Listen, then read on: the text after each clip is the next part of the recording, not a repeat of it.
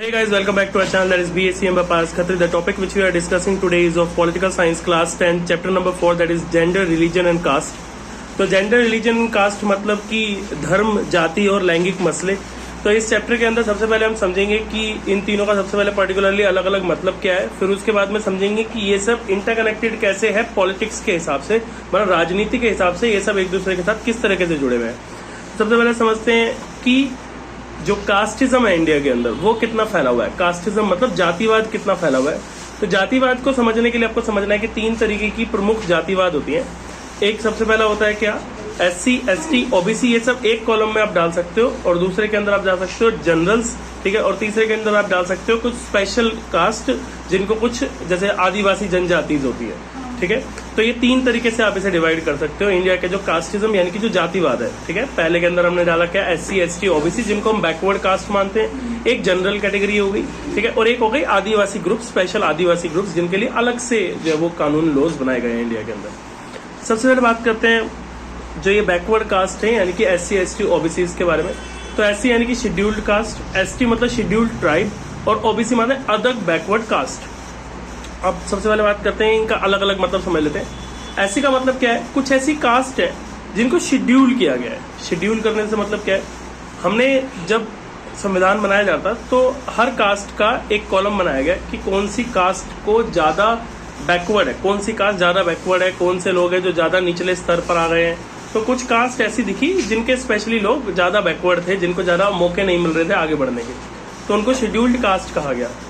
Scheduled tribes कौन से थे, तो कुछ ऐसे आदिवासी ग्रुप्स थे, कुछ ऐसे आदिवासी जिले थे जिन्होंने आगे बढ़ करके ये बोला कि हाँ जी हमें सहायता की जरूरत है क्योंकि हम बहुत ही बैकवर्ड हैं, हम बहुत ही पुअर हैं। तो उनको शेड्यूल्ड ट्राइब में मतलब कि उनको लिख लिया गया कि हाँ जी इनको खासी जरूरत है सरकार की मदद की। और OBC का मतलब है अदर बैकवर्ड कास्ट, ठीक है। इसके अंदर जनरली माइनॉरिटीज आ जाती हैं।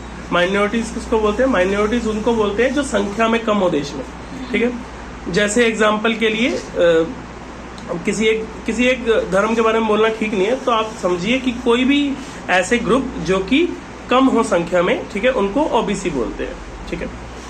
अब बात करते हैं कास्ट हायरार्की की। तो इंडिया में स्पेशली इंडिया के गांव वाले एरिया में, रूरल एरिया में दिखाई देती है कास्ट हायरार्की। आज भी आप किसी गांव के साइड चले जाओ, स्पेशली अगर मैं आपको बताऊंगा जैसे आप में से कितने लोग जो है वो बिहार या फिर झारखंड या उड़ीसा साइड के हैं, है कोई यहाँ पे? तो अगर आप है ना, तो आप अगर अपने गांव में जाकर के गांव को थोड़ा बारीकी से समझने की कोशिश करेंगे, वहां के लोगों से मिलने की कोशिश करेंगे, तो आपको ये चीज समझ में आएगी कि वहां पे कास्टिज्म कितना ज्यादा है। तो वहां पे क्या होता है कि ऊंची जाति वाले लोग नीची जाति वालों को अपने आसपास भी नहीं भटकने देते, ठीक है। कुएं का पानी वो लोग शेयर नहीं कर सकते आपस में। अगर नीची जाति वाला जो है वो कुएं का पानी को हाथ लगा दे तो कुएं का पानी पूरा खराब कर दिया जाता है, उसको निकाल के फेंक दिया जाता है, ठीक है ना। तालाब के जो सिरे हैं वो अलग अलग बांट रखे हैं, ठीक है, कि तुम इधर से पानी नहीं भरोगे, ठीक है ना। और नीची जाति वालों को सिर्फ घर में जो है वो मतलब छोटे मोटे कामों के लिए रखा जाता है, बाकी उनको घर में जो है वो प्रवेश नहीं दिया जाता, उनको वहां का जो है वो खाना नहीं खिलाया जाता। तो इस तरीके मंदिरों में भी जो है वो यहाँ तक की डिवीजन है कि ये नीची जाति वालों का मंदिर है, ये ऊंची जाति वालों का मंदिर है, ऊंची जाति वालों के मंदिर में नीची जाति वाले नहीं जा सकते। तो इस तरीके से बहुत ज्यादा कास्टिज्म यानी कि बहुत ज्यादा भेदभाव देखने को मिलता है जाति के आधार पर, कास्ट के आधार पर। इसी को कास्ट हायरार्की बोलते हैं, ठीक है। मतलब कि जैसे अपने आप से ही बना रखा है कि भाई ब्राह्मण जो है वो सबसे ऊंची कास्ट हो गई, फिर क्षत्रिय हो गई, ठीक है, वैश्य हो गई, फिर शूद्र हो गए। शूद्र मतलब लास्ट कास्ट यानी कि ये जो बैकवर्ड कास्ट है, ठीक है। इस तरीके से पूरे समाज को बांट रखा है, इसे कास्ट हायरार्की बोलते हैं, यानी कि जाति श्रेणीगत या फिर जाति श्रेणीकरण। इसके अलावा नेक्स्ट जो टॉपिक आपको समझना है दैट इज कम्युनलिज्म। कम्युनलिज्म का मतलब क्या होता है, कम्युनलिज्म का मतलब होता है जब आप आप एक धर्म को माने और आप माने कि हमारा धर्म ही सबसे बढ़िया है, सबसे बेस्ट है, सबसे ऊंचा है, तो उसे कम्युनलिज्म बोलते हैं, ठीक है, कम्युनलिज्म। एक टर्म और होता है जिसे सेक्युलरिज्म बोलते हैं, ठीक है। सेक्युलरिज्म का मतलब क्या होता है, जब आप किसी भी धर्म को, मतलब ये नहीं कह रहे कि नहीं मानते, जब आप सभी धर्मों का सम्मान करते हैं और किसी भी धर्म की बेइज्जती नहीं करते, किसी भी धर्म को गलत नहीं ठहराते, तो आप सेक्युलर हो। पर आप कम्युनल कब कहलाओगे, जब आप ये बोलो कि जी मैं हिंदू हूं या फिर मैं मुसलमान हूं या मैं सिख हूं या मैं ईसाई हूं और मेरा धर्म सबसे बेस्ट है। तो जब आप ऐसा करते हो तो आप क्या कहलाते हो, कम्युनल। इतनी बात समझ में आ गई। तो कम्युनलिज्म का मतलब समझ में आया, जब आप किसी एक धर्म को जब आप किसी एक धर्म से बिलोंग करते हो और आप बोलते हो हमारा ही धर्म सबसे बेस्ट है, सबसे पहले हमारा धर्म आया, हमारे धर्म के जो गॉड है उन्होंने धरती बनाई, ये करा, जब आप इस तरीके की बातें करते हो तो you are suppose to be communal. और सेक्युलरिज्म बता दिया, जब आप किसी भी एक धर्म को नहीं मानते, मतलब आप सभी धर्म का सम्मान करते हो। जी मैं मंदिर भी जाता हूँ, मस्जिद भी जाता हूँ, गुरुद्वारे भी जाता हूँ, चर्च भी जाता हूँ, सभी जगह जाता हूँ, सभी धर्मों का सम्मान करता हूँ। कभी ये नहीं बोलता कि ये वाला धर्म बेटर है या वो वाला धर्म बेटर है, पता नहीं, देखेंगे। हाँ, next is communalism can takes various form in the form of political outlet. अब ये जो कम्युनलिज्म है ना, इसका पॉलिटिकल वे में यानी कि राजनीति में बहुत फायदा उठाया जाता है। कैसे?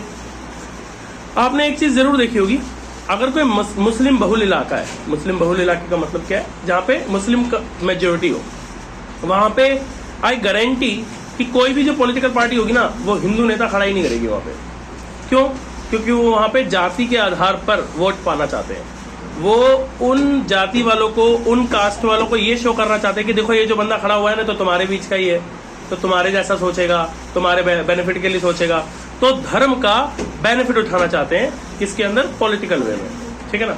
इसके अलावा जो है वो किसी धार्मिक सिंबल का फायदा उठा लिया, है ना, मतलब जैसे अपने झंडे पे, अपने झंडे के ऊपर अपने धार्मिक सिंबल लगा लिया। हालांकि अब जो इलेक्शन कमीशन ऑफ इंडिया है, जो इलेक्शन कराता है देश के अंदर, उन्होंने इसको बैन कर दिया है कि आप किसी भी धर्म का नाम नहीं लेंगे किसी भी इलेक्शन के अंदर, किसी भी धर्म का, धार्मिक भगवान को ऐसे फोटो में नहीं बांटेंगे या इस तरीके से नहीं बांटेंगे। मैं बताता हूँ, आज से 15-20 साल पहले की बात है। अब मैं पॉलिटिकल पार्टी का नाम नहीं लेना चाहता, लेकिन उस पॉलिटिकल पार्टी ने क्या किया, जब वो मतलब जैसे जो मुस्लिम थे उनको चाहे वो जो मतलब कि जैसे, हालांकि उनके में अल्लाह की कोई फोटो नहीं होती, ठीक है, लेकिन जो अल्लाह के निशान है उनको बना के और पीछे अपने पॉलिटिकल पार्टी का बांट दिया मुस्लिम्स को। ताकि क्यों? ताकि उनको पता है कि ये फोटो, ये कभी फेंकेंगे नहीं इसको, तो अपने पास रखेंगे, तो हमेशा देखते रहेंगे, अच्छा ये पार्टी को वोट देना, पार्टी को वोट देना, पार्टी को वोट देना। इसी तरीके से हिंदुओं के जो भगवान थे उनकी फोटो लगाई एक तरफ अपनी पॉलिटिकल पार्टी का नाम लगाया। इनको भी पता है कि हिंदू की फोटो, मतलब भगवान की फोटो लोग कभी फेंकते नहीं है, जमीन पर नहीं फेंकेंगे लोग, तो उसको हमेशा अपने पास रखेंगे, तो हर वक्त पार्टी की प्रमोशन होती रहेगी। तो इस तरीके से करते थे पहले, लेकिन उसके बाद में इलेक्शन कमीशन ने इसको साफ मना कर दिया, ठीक है, कि कोई भी धार्मिक निशान, जैसे मान लो कि शिवलिंग है, या फिर मान लो कि त्रिशूल है, या फिर मान लो कि जैसे चरखा है, मतलब कि तलवार है, कोई भी ऐसी चीज जो धार्मिक सिंबल है, इन सबको आप कभी भी यूज नहीं करेंगे अपने झंडों में, अपने लोगों में, किसी भी तरीके से, और पॉलिटिकल फायदा नहीं उठाने की कोशिश करेंगे इससे। इसके अलावा कभी कभी क्या होता है कि ये जो कम्युनलिज्म है